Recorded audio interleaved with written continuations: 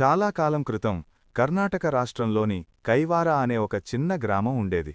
ఆ గ్రామం పైకి సాధారణంగా కనిపించినా దాని గర్భంలో ఒక దివ్యమైన రహస్యం దాగి ఉంది. అక్కడ ఒక భక్తిపరాయణ కుటుంబంలో ఒక బాలుడు జన్మించాడు. ఆ బాలుడి పేరు నారెప్ప. కాని లోకం అతడిని ప్రేమగా తాతయ్య అని పిలుచుకుంది. చిన్నతనం నుంచే ఆ బాలుడిలో ఒక విలక్షణమైన ప్రశాంతత, దివ్యమైన తేజస్సు కనిపించేవి.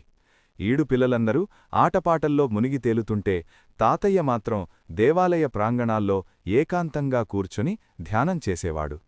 ఆ బాలుడి నిశ్చలత్వాన్ని చూసి గ్రామంలోని పెద్దలు ఆశ్చర్యపోతూ, ఇంత చిన్న వయసులో ఈ బాలుడికి ఇటువంటి వైరాగ్యం, భక్తి ఎలా కలిగాయి అని చర్చించుకునేవారు.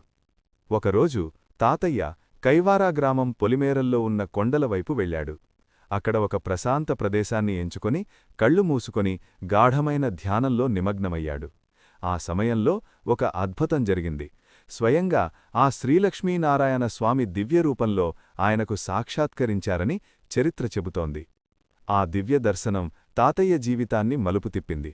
ఆ క్షణం నుండి ఆయన కేవలం ఒక సాధారణ బాలుడు కాదు, భక్తులకు ముక్తి మార్గాన్ని చూపే ఒక మహాయోగిగా అవతరించాడు. ఆయన పలికే ప్రతి మాట ఒక మంత్రంలా, ఆయన పాడే కీర్తనలు భక్తిసుధలులా విలసిల్లాయి. కాలక్రమేణా ఆయన భక్తి ప్రభావంతో కైవారా గ్రామం ఒక పవిత్ర పుణ్యక్షేత్రంగా మారింది. కాని ఇది తాతయ్య గాథలో కేవలం ఆరంభం మాత్రమే. త్వరలోనే ఆయన చేయబోయే ఒక అద్భుతం మొత్తం గ్రామాన్ని విస్మయంలో ముంచెత్తబోతోంది. ఎపిసోడ్ 2లో చూడండి. తదుపరి భాగాన్ని చూడాలనుకుంటే మరిన్ని అద్భుతమైన ఆధ్యాత్మిక మరియు స్ఫూర్తిదాయకమైన వీడియోల కోసం మా SVM షార్ట్ స్టూడియో ఛానల్ని సబ్స్క్రైబ్ చేసుకోండి.